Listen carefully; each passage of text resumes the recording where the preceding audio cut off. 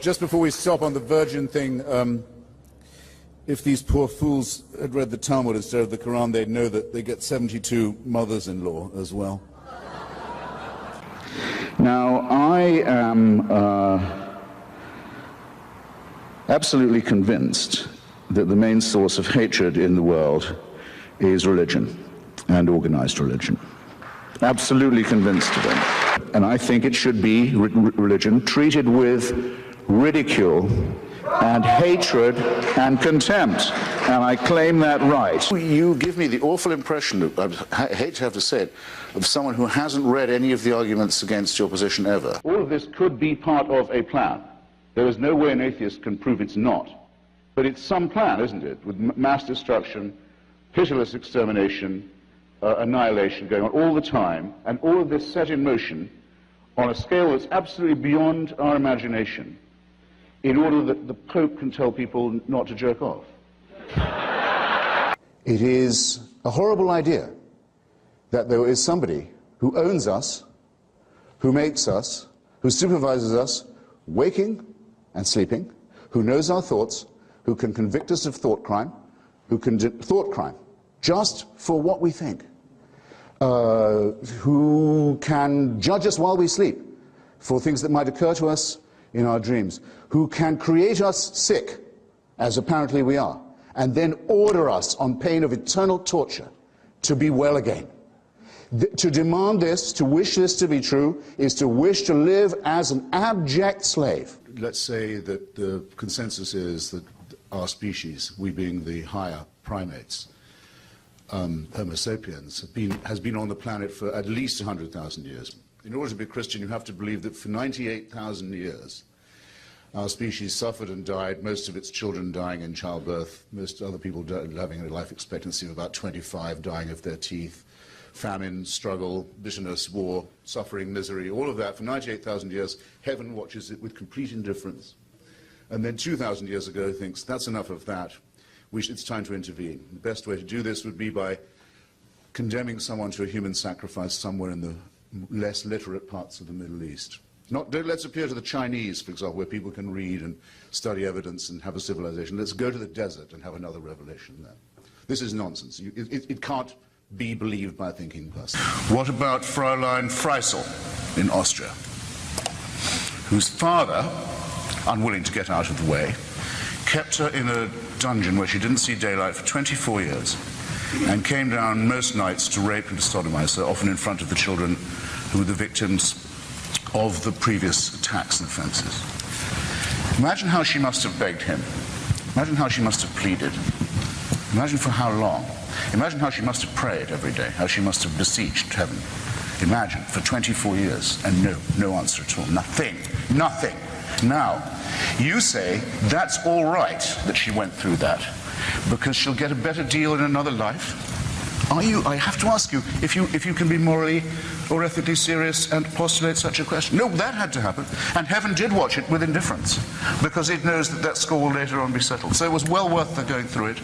She'll have a better time next time. I don't see how you can look anyone in the face, or live with yourself and say anything so hideously, wickedly immoral as that, or even imply it. There, that's my answer. Thus, when the local prince of the church, who I was sorry to miss on Tony's show, Cardinal Archbishop George Pell, takes leave to tell me, and is going to tell you under this roof, that in his own words, without God we are nothing. My reply is, Your Eminence, please don't talk to me in that tone of voice.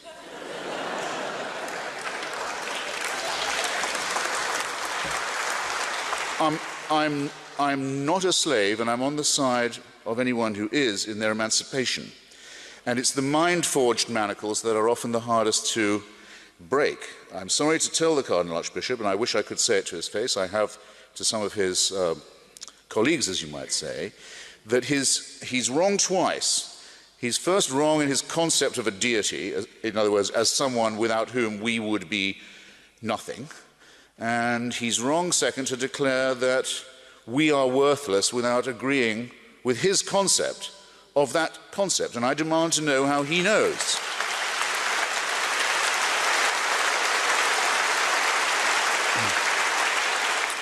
His Eminence is claiming to know more than a primate can possibly know, and he's showing that he knows much less than most primates probably should. If it was true, it would have two further implications. It would have to mean that the designer of this plan was unbelievably lazy and inept, or unbelievably callous and cruel and indifferent and capricious. And that is the case with every argument for design and every argument for revelation and intervention that has ever been made. What about the most important minority in the history of the world?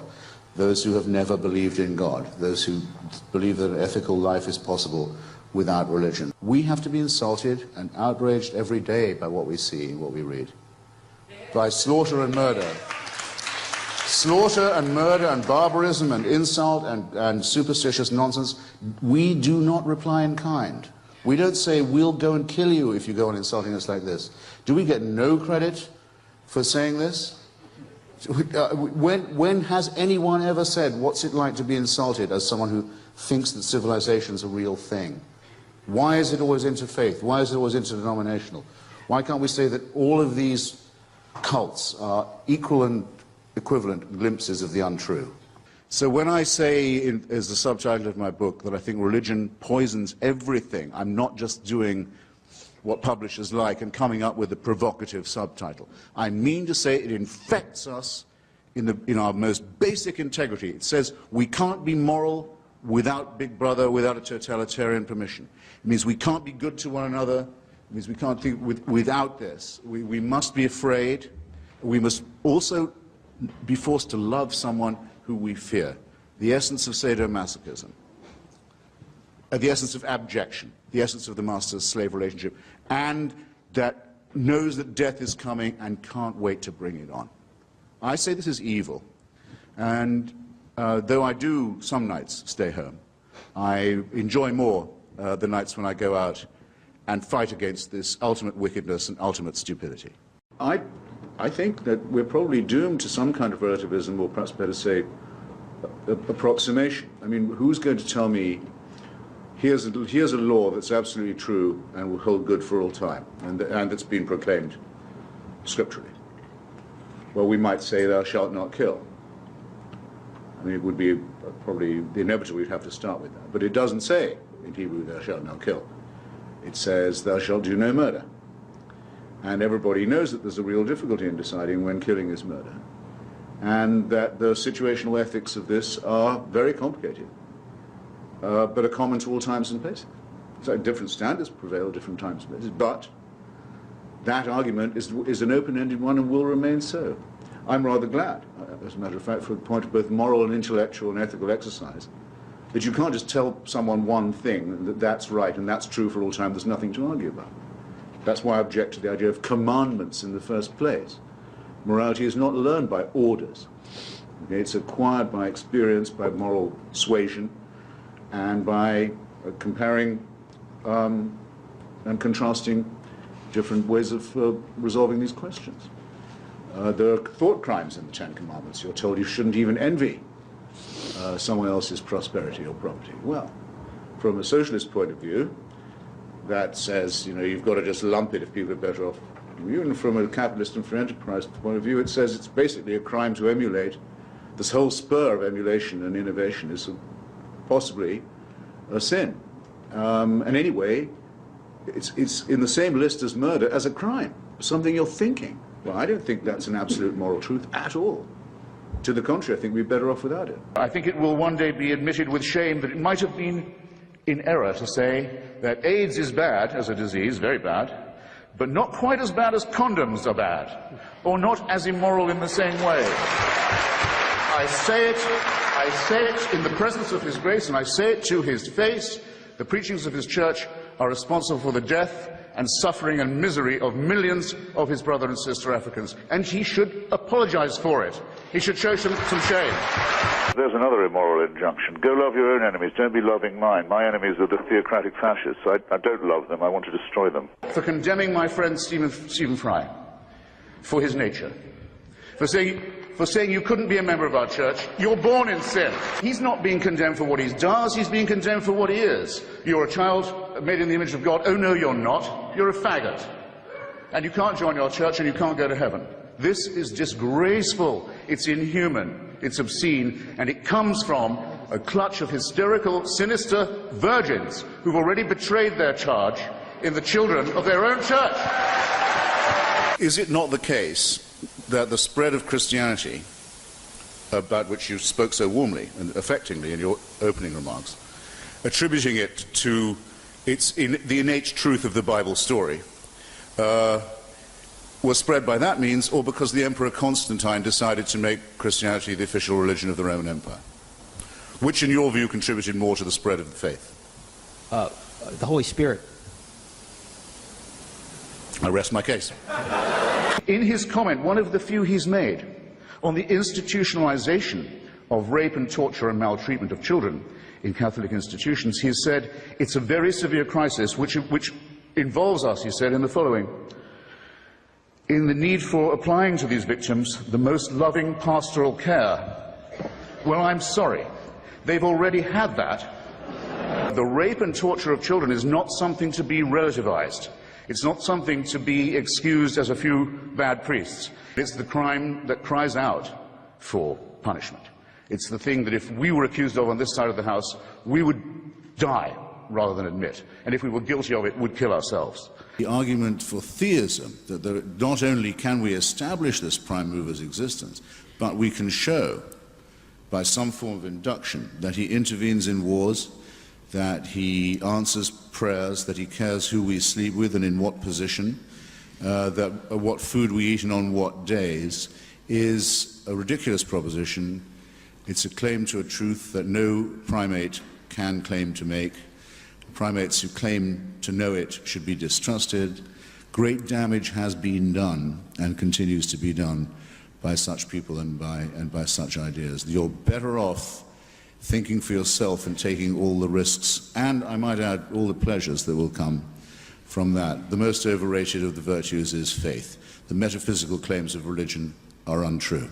Thank you. Not scorning the three delightful children who are everything to me and who are my only chance of even a glimpse of a second life, let alone an immortal one. And I'll tell you something, if I was told to sacrifice them to prove my devotion to God, if I was told to do what all monotheists are told to do, and admire the man who said, yes, I'll gut my kid to show my love of God, I'd say, no, fuck you. I'm much more outraged currently by what happened not 3 decades ago, but 3 weeks ago to Miss Fawzia Youssef, a Yemeni girl who died in childbirth in a hospital in Yemen, hemorrhaging to death, trying to give birth to an already dead baby, the result of her having been married, compulsorily but legally, at the age of 11. That's what happened to Fawzia Youssef on our watch. She died in childbirth, trying to give birth to a dead baby. Husband 3 times her age, who was legally married to her. As it's estimated, 1/4 of the young womanhood of Yemen already is. Married at the very, very latest by the age of 15. And though there have been moves in the Yemeni parliament to raise the age at which a young lady may be betrothed, these moves have been blocked, even as recently as last September after this outrage, by a political party, which I will not tell you the name of this political party, but it is not the Yemeni Secular Party.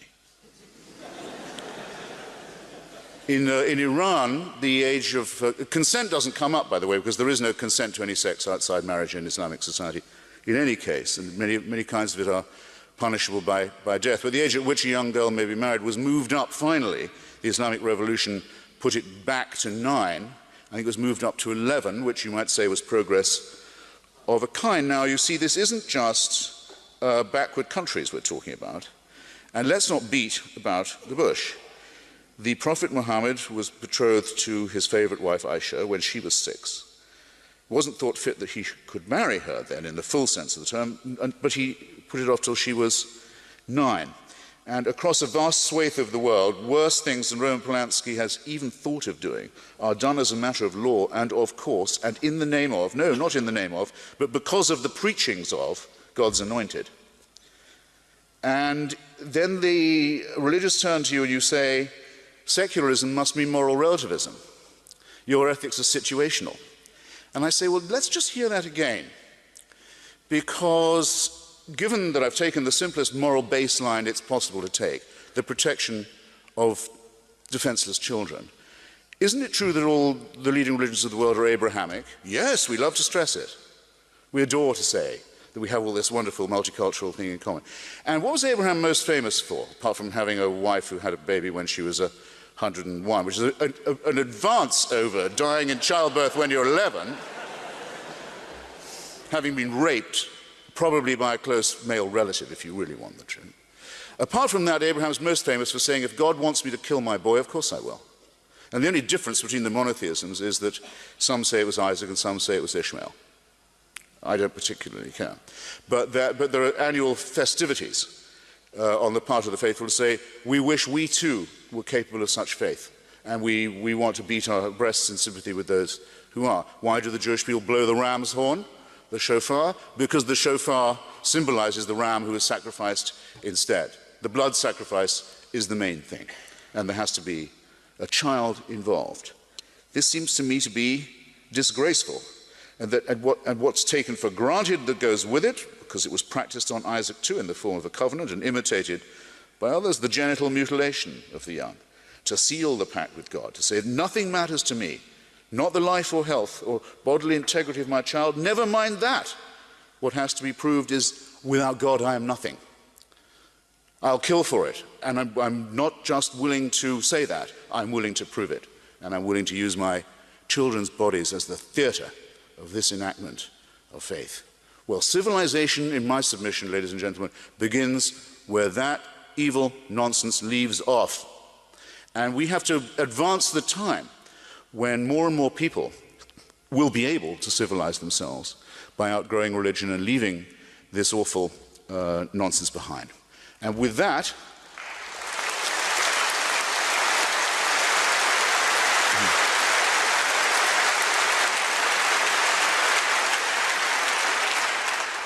I think I've realized that if you haven't copped my drift by now, I might as well go and sit in that chair anyway. Very nice of you to come, and thank you.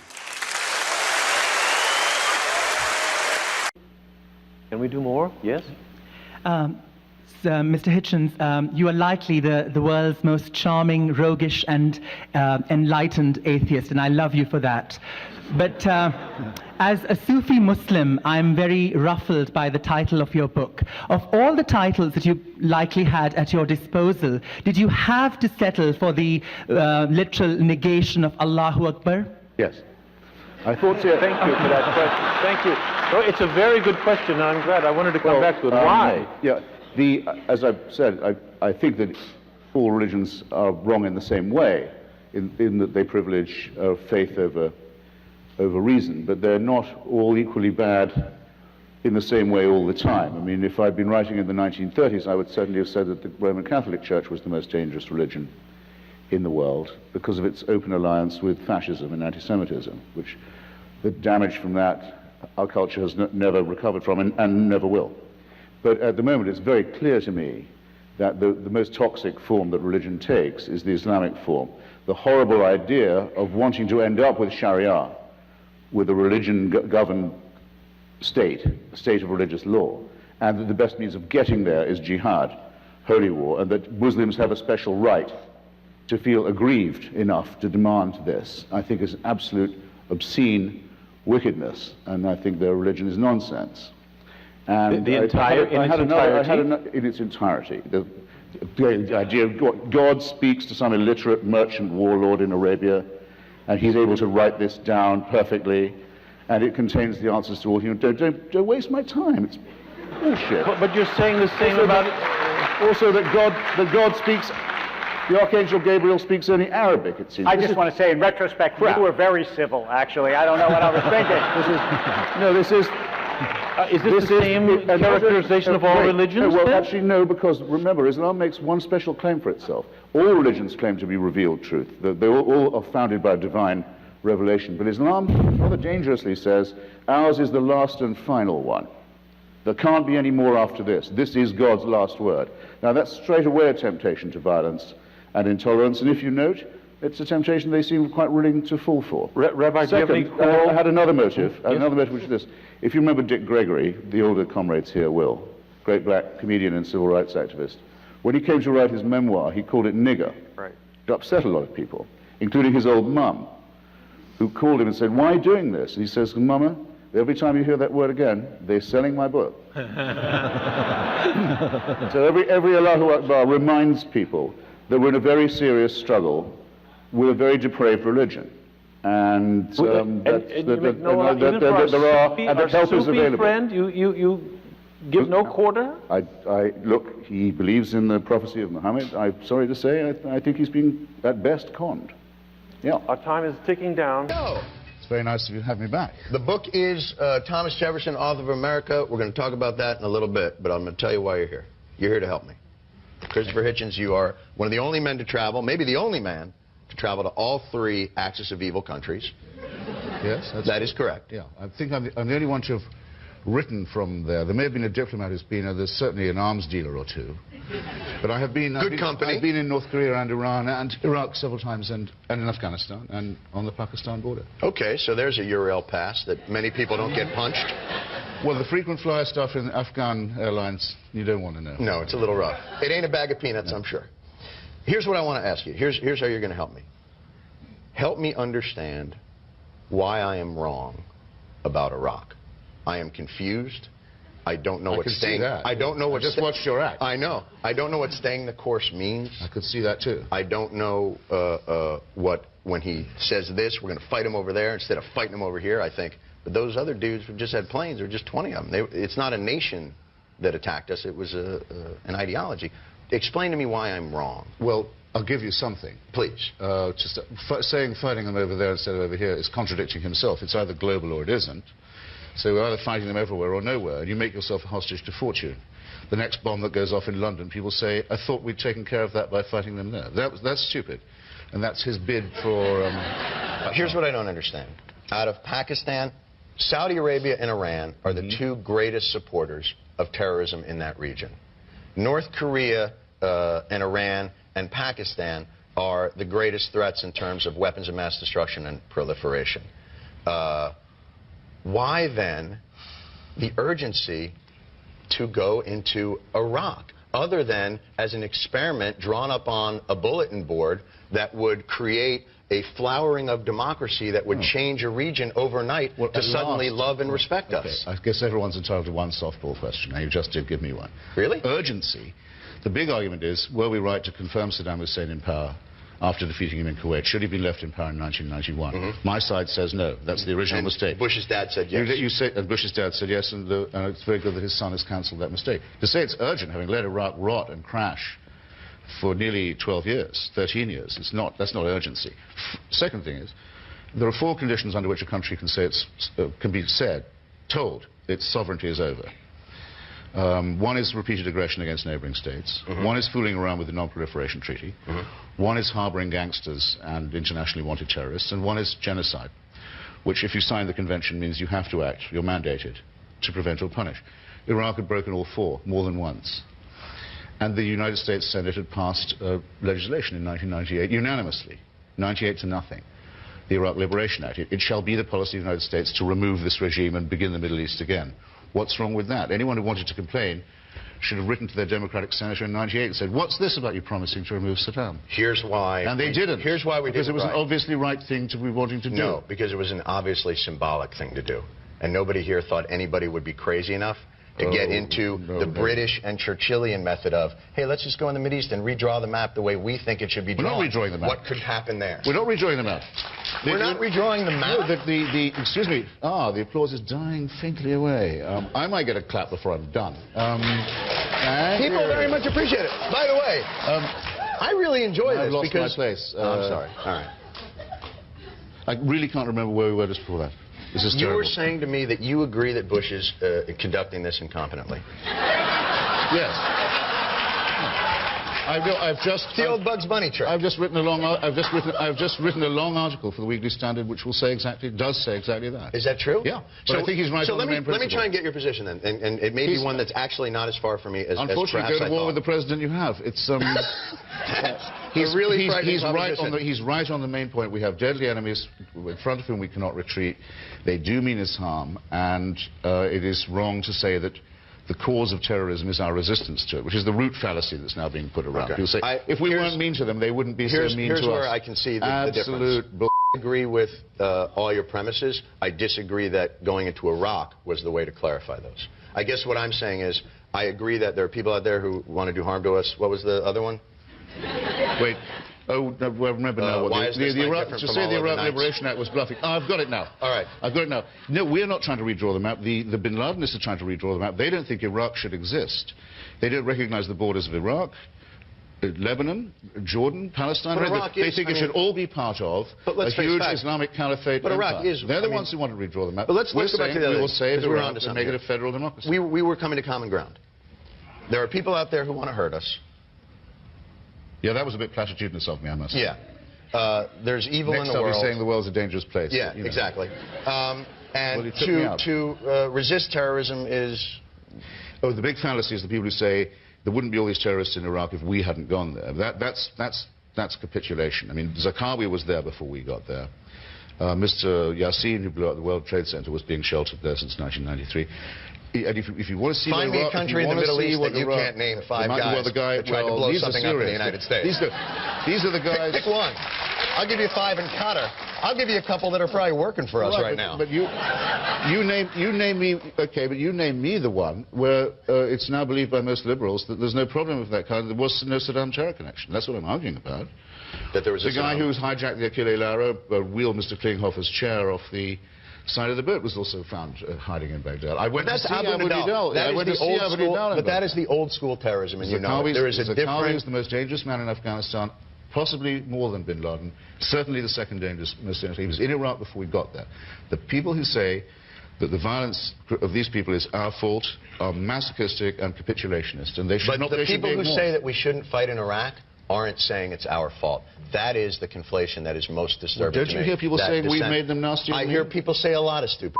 Okay. But what I'm saying is... You promise me you'll never say that. There is reasonable dissent in this country about the way this war has been conducted that has nothing to do with people believing we should cut and run from the terrorists, or we should show weakness in the face of terrorism, or that we believe that we have in some way brought this upon ourselves. They believe that this war is being conducted without transparency, without credibility, and without competence. I'm sorry, Sunshine, I just watched you ridicule the president for saying that he wouldn't give a... No, you misunderstood timetable, and you said, what do you... That's not why I ridiculed what I ridiculed the president was he refuses to answer questions from adults as though we were adults, and falls back upon platitudes and phrases and talking points that does a disservice to the goals that he himself shares with the very people he needs to convince. You want me to believe that you're dying to be on his side?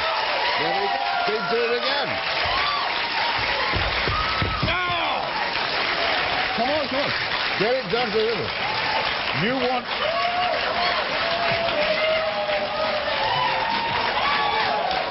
You want me to believe that really you're secretly on his side, you just wish he was more persuasive. You want me to believe... I secretly need him to be on my side. Okay. He's too important and powerful a man not to be. You want to do Jefferson's right now? Well, let's all do right. mine. The book is Thomas Jefferson. It's on the bookshelves now. And it has a lot of relevance to our discussion now. Tell me what it is. What's the discussion, and then we'll go, because we're going to have to edit the whole crazy thing. It's a book about it's a book about founding fathers as if they had penises. Most founding father books omit the I put it in. The other is, people often ask me, as I'm sure they ask you, what would Jefferson think? Did he believe that American democracy should be exported? And I say yes. And there's a very important chapter in the book about how he decided to go to war unilaterally with the Islamic terrorist states in North Africa, sometimes known as the Barbary States. Can I say this without even reading the book? Mm-hmm. Bush is Jefferson.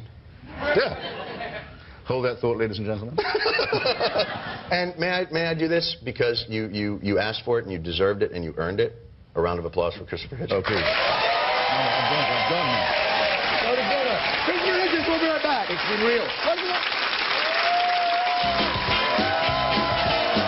Well, Mother Teresa was a fanatic, fundamentalist, and a fraud. She was not a friend of the poor, as she claimed to be. She was a friend of poverty.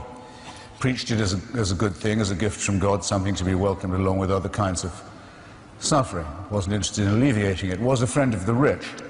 Took money from the Duvalier family in Haiti, one of the most obscenely bloated dynastic dictatorships in history. Took money from Charles Keating, the man who robbed Americans blind through the Lincoln Savings and Loan. Stolen money.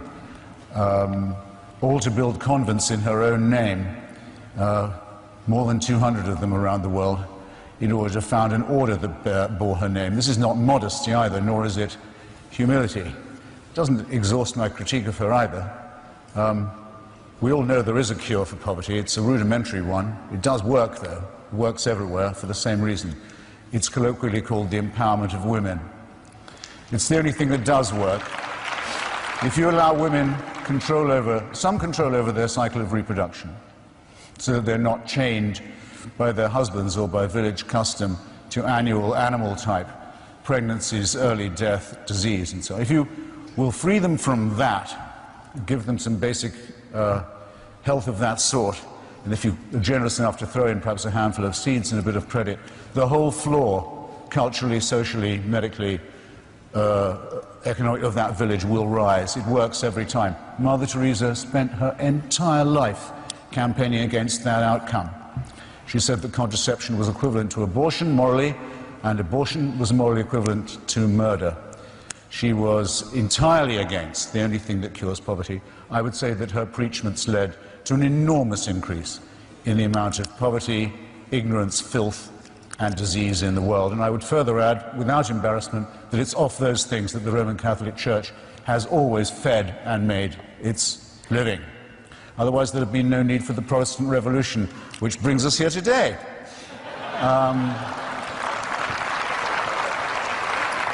And believe me, I've barely started with that terrible person. Now, as I said before, you can be an atheist in anything you like. You can be an atheist in the Marquis de Sade. You can be an atheist and be a great humanist. I mean, most of the missionary work, work done by Médecins Sans Frontières, for example, by Oxfam, by many other people in the stricken parts of the globe which I've visited, done by people who are not doing it to proselytize for their faith. They're not doing it handing out Bibles surreptitiously. They're not doing it for any such reason. They're doing it for its own sake. That's a beautiful humanism, and I admire it. I even think it has a slight superiority, and there's no hidden agenda to it. But I'm not going to have Nazism called secularism, if you don't mind. I'm a prisoner of what I know here. I know too much about it. I've read Mein Kampf, for example, which most people have not, where Hitler says several times, starting very early on, that he's doing God's work in exterminating the Jews. He went on saying that. The Vatican was shown the book. In those days, they would ban any book they didn't like the look of. They were one of the great book banning organizations in the world. They didn't ban the book that was written by the leader who made his first political treaty in Germany with them and their church, and outside Germany between his dictatorship and the Vatican. If you wanted to take your oath, well, you didn't have to want to, you had to, if you were in the German army or in the SS, to take your oath to the Führer, which was compulsory. You took it like this: I swear by Almighty God, undying fealty. Around your belt, if you were a soldier in the Nazi army, you had to wear a buckle that said Gott mit uns, the German for God on our side. Like every other form of totalitarianism and fanaticism, this is religious in itself, and it was not, as it was in some other countries, the Christian right in power, but it was the Christian right subsumed into a party that involved various other terrible mutations too. So I just have to defend myself, it seems to me, on these two matters. I'll close on the implied question that Bill asked me earlier. Why don't you accept this wonderful offer? Why wouldn't you like to meet Shakespeare, for example?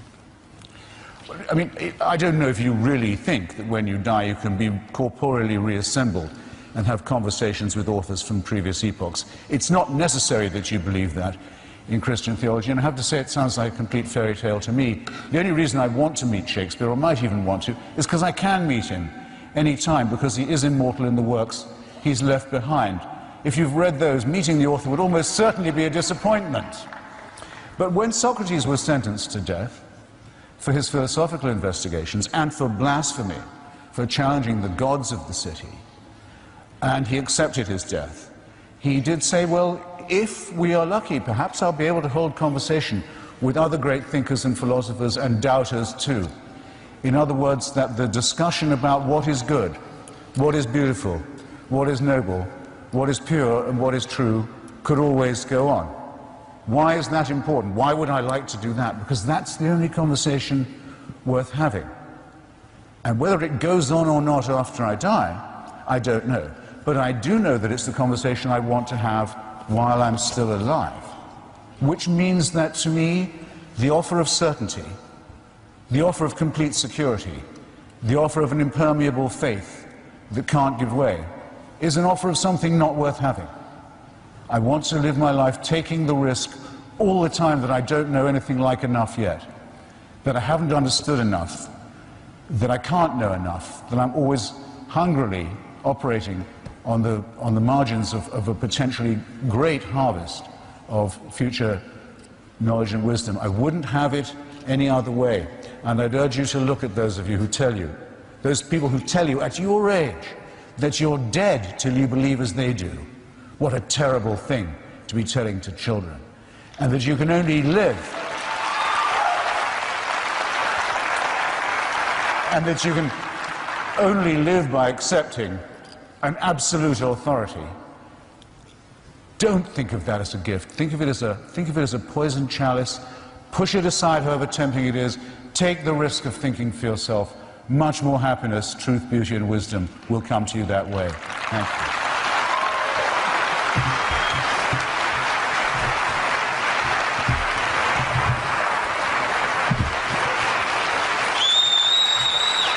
I say, those laws can be suspended, and in your favor too, if you make the right prayers and propitiations and sacrifices. There can be, a virgin can conceive, a dead body can walk again, your leprosy can be cured, the blind can see. Nonsense. It's not moral to lie to children. It's not moral to lie to ignorant, uneducated people and to tell them that if they will only believe nonsense, they can be saved. It's immoral. Not until gentle Jesus, meek and mild, are you told, if you don't make the right propitiations, you can depart into everlasting fire. That one of the most wicked ideas ever preached, and one that's ruined the lives and the peace of mind of many, many children, preached to them by vicious, child-hating old men and women in the name of this ghastly cult which we're met here to discuss tonight. I don't need 2 minutes to finish with this religion, but thanks. In order to believe the Christian message, you have to believe this. For those 100,000 years, people were born, died, usually, many of them, in childbirth, either the mother or the child. Life expectancy, perhaps 20 years, 25. Died of microorganisms they didn't know existed. Genesis doesn't mention them because the people who write Genesis don't know there are microorganisms. Earthquakes would have been terrifying. Tsunamis, volcanoes, mysterious events. War and famine superimposed on this. You can all fill out this picture for yourselves, I'm sure. That was our life. For tens of thousands of years, on and on it went. Maybe a gradual upward curve of a sort. We seem to have made some progress, very painfully, and with infinite suffering and labor, and with our solidarity still intact. Now here's what you have to believe. You have to believe that heaven watched that for 98,000 years. And after 98,000 years decided 2,000 years, it may be time to intervene. And the best way of doing that would be to have a filthy human sacrifice in a very remote part of Palestine.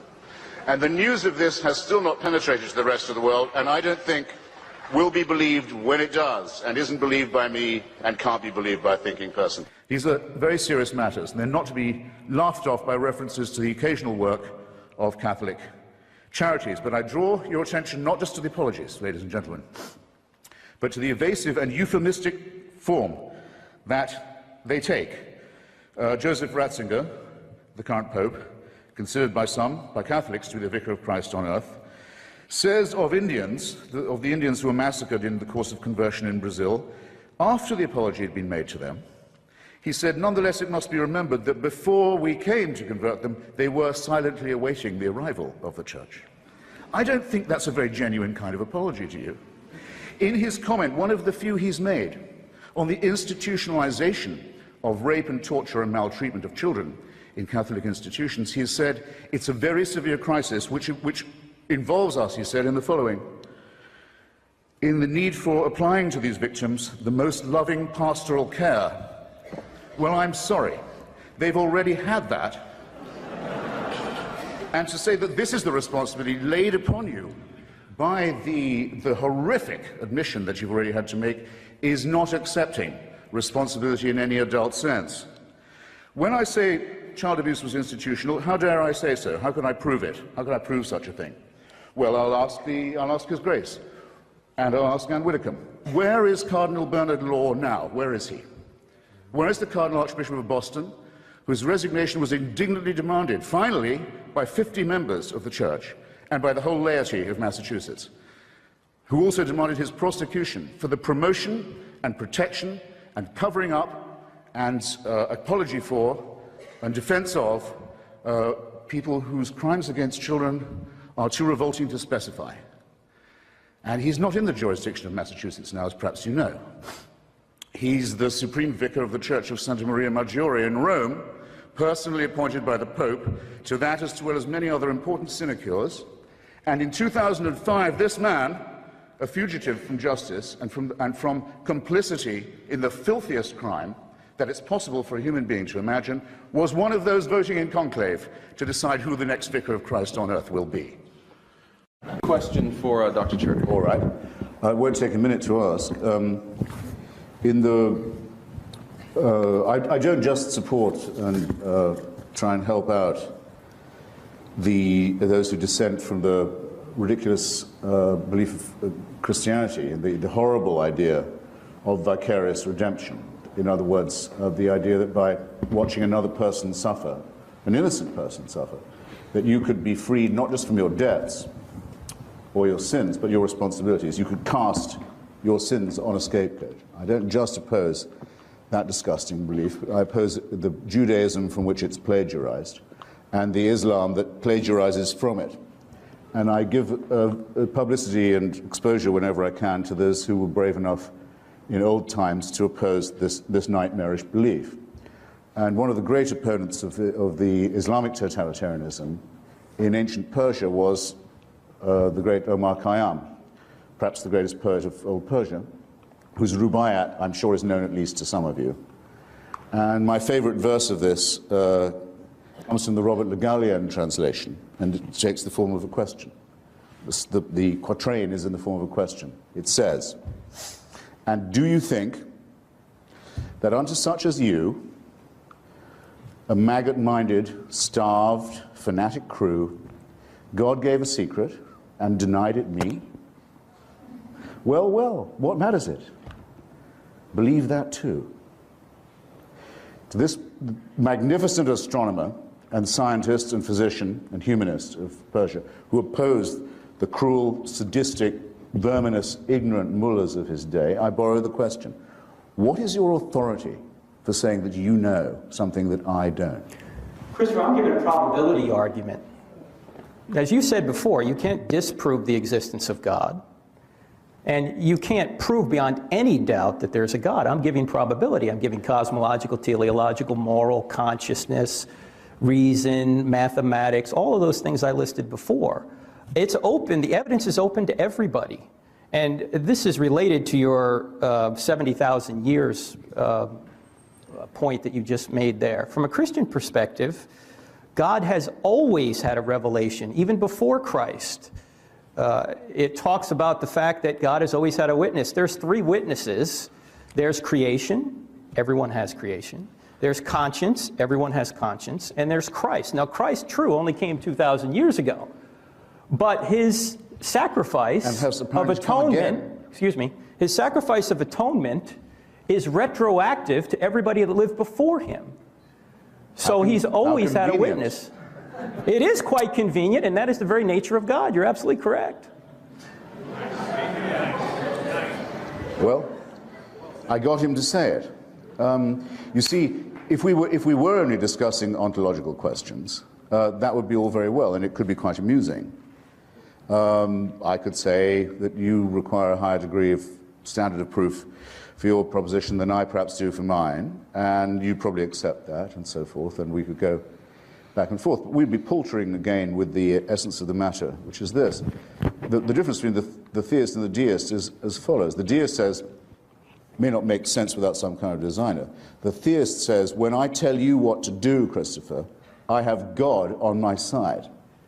The deist says, he can tell what God wants of me, what length I should shave off the end of my penis, if I'm a boy or have a male child, or off the clitoris if it's a female child. He knows through the exactitude what the proportions of that should be, what the diet should be, what the dietary laws ought to be, who I should sleep with, and in what position. And various other things. And since God doesn't ever directly appear and say, do it this way, it's done for him, and this is really convenient, by human representatives who claim to act in his name.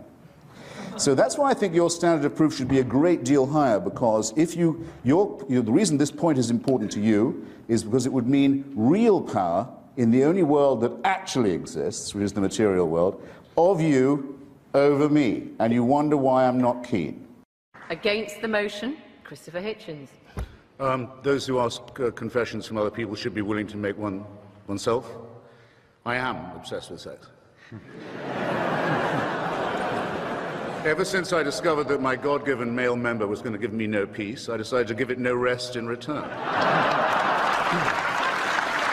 Seems fair to me. Now, two people asked me to be very quick and do world poverty and the Holocaust, and I'll do that.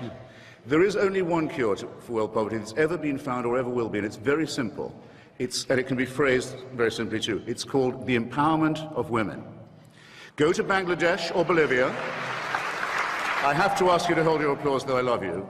Go to Bangladesh or Bolivia, give women control over their reproductive cycle, throw in a handful of corn if you can, make them not just the beasts of burden and the beasts of childbearing that they become, and the floor will rise, it just will. It never fails anywhere. Against this one solution, the Catholic Church has set its face. The efforts of the missionary church in the Third World mean more people die, not less. It's as simple as that. More famine, more disease, more ignorance, more random and avoidable death. To the Holocaust, sir. That the Church preached that the Jewish people were collectively responsible for the death of Christ until 1964, till nearly 20 years after the Nuremberg trials, may or may not have something to do with the availability of a reservoir of anti-Jewish hatred in countries like Poland, Spain, Italy, Germany, Austria, and elsewhere. I think it does have something to do with it, okay? The Ten Commandments, 3 of them are awe-inspiring. They're about being afraid of a totalitarian figure. 3 of them are ordinary morality. We know of no code of ethics ever found, and the Archbishop bears me out on this, that recommends murder, theft, or perjury. Putting adultery on the same level as that may not be morally advisable.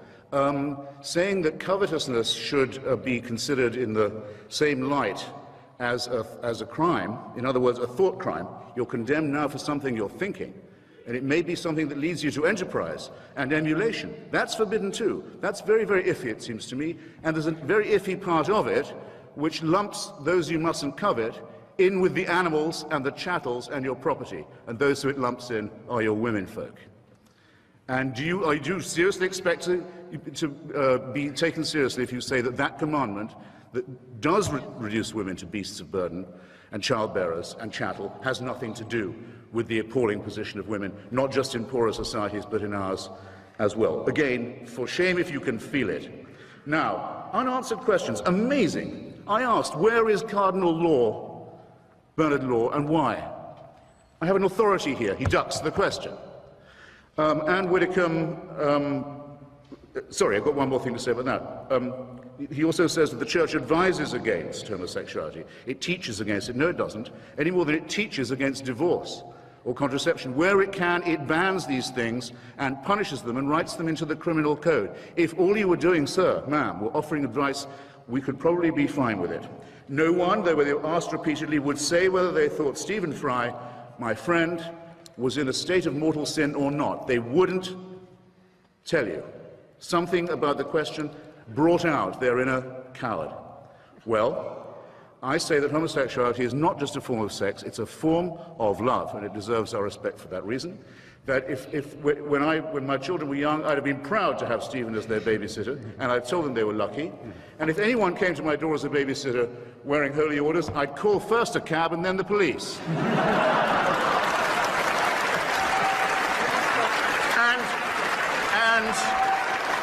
And it's your fault, sir and ma'am, it's your fault that that's true, and that everybody knows it's true. How you can live with it, I don't know. Now, relativism, I thought we were agreed.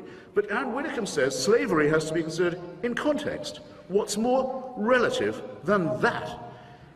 There were people at the time, Thomas Paine, Benjamin Franklin, there were innumerable humanists and secularists who said slavery is evil. The church wouldn't agree.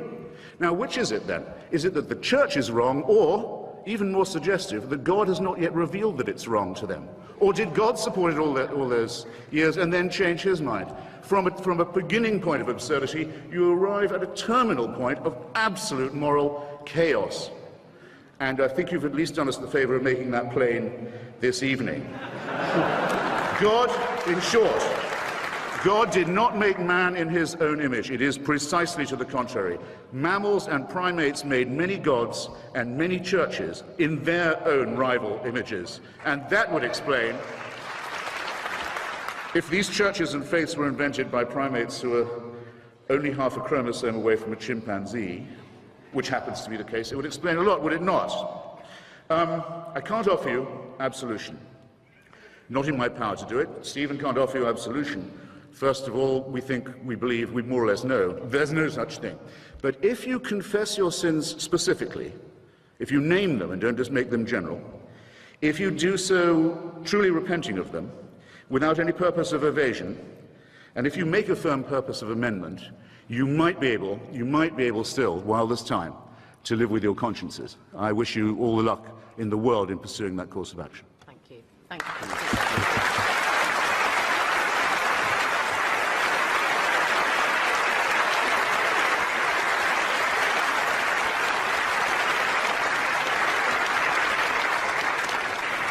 Audience, you've all voted again. Now, the Moment of Truth panel. Let me remind everybody that before the debate, when everybody came in, this is how you voted. For the motion that the Catholic Church is a force for good in the world, 678. Against the motion, 1,102. And the undecideds, the don't knows, were 346. This is how you voted subsequently. For the motion that the Catholic Church is a force for good, from 678, it's gone to 268.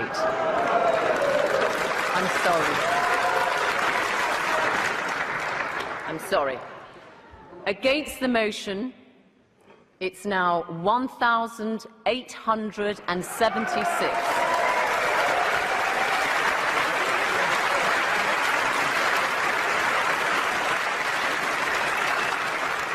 And you can see that doesn't leave very many don't knows. It's 34 undecided. So commiserations, Archbishop and Anne Widdecombe. Congratulations, Stephen Fry and Christopher Hitchens. Thank you all. The same euphemism comes in the term some Christians that is used in all the apologies about the Crusades, the Inquisitions, the anti-Semitic pogroms, and all the rest of it. It said some Christians fell into error. Some Christians allowed themselves to be deceived in this way and to act against the gospel. Well, anti-Semitism was preached as an official doctrine of the church until 1964. Do you think that might have something to do with public opinion in Austria and Bavaria and Poland and Lithuania? That the Jewish people were accused collectively as a people of deicide, of the crime of the murder of God in the figure of Jesus of Nazareth. And that anathema on them was not lifted until '64, well after the perpetrators of the Holocaust had stood trial in secular courts and been rightly punished for their actions. How can this church say it has any moral superiority? It has difficulty catching up to what ordinary people regard as common moral and ethical sense, and it still can't make itself apologize properly. Neither of us can prove or disprove the existence of God. the difference is between us that I don't say that I'm an ordained minister, because I don't think I could push it that far. Since you're evidently an agnostic, which is a confession that I'm very welcome to have not extracted from you, but heard you make. Now, here's the question. You say these texts are misused. I say that they are not. The Old Testament says, or does not say, that Abraham was doing a noble thing by offering to sacrifice a son to prove himself loyal to God or to the voices he was hearing in his head. It says that was a noble thing for him to do. He was rewarded for it by a great posterity and a great long life. Offering to murder his son because of hearing voices in his head. This is not moral teaching to me. Is it not the case that the Old Testament says that the Amalekites must all be destroyed down to the last child, every one among them, leave not one? Yes, it does say that. The Bishop of Llandaff, in an argument with Thomas Paine, once said, well, when it says keep the women, as Paine had pointed out, he said, I'm sure God didn't mean just to keep them for immoral purposes. But what does the Bishop of Llandaff know about that? It says kill all the men, kill all the children, and keep the virgins. I think I know what they had in mind. I don't think it's moral teaching. The argument about global warming, it seems to me, is not whether there is any warming, but whether or not human activity, or to what extent human activity is responsible for it. My line on that is we should act as if it is. For this reason, which I borrowed from Jonathan Schell's book on the nuclear question, the fate of the Earth. We don't have another planet on which to run the experiment. We can't find out but one way. And just as we don't have the right to run an experiment in nuclear exchange on this planet, because it doesn't belong to us to that extent, we've no right to run an experiment in warming on it either. And if it turned out to be that there was no severe global warming threat, or that it wasn't man-made, then all we would have done would be make a mistaken analysis, which we could correct for. But if it turned out that there was and we'd done nothing about it, then it would be too late to do anything at all, and that would lead to disaster.